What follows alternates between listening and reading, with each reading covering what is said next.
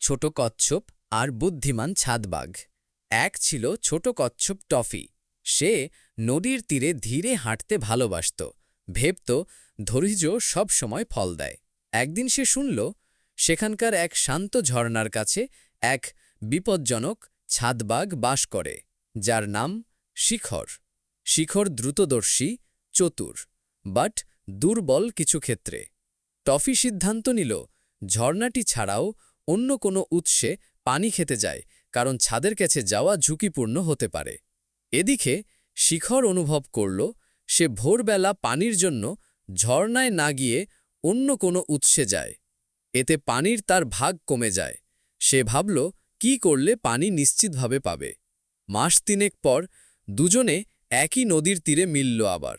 Toffee অনেক দূর থেকে একটি নিরাপদ প্রপাতের কথা বলল, যেখানে পানি আছে আর রাস্তা মসৃণ।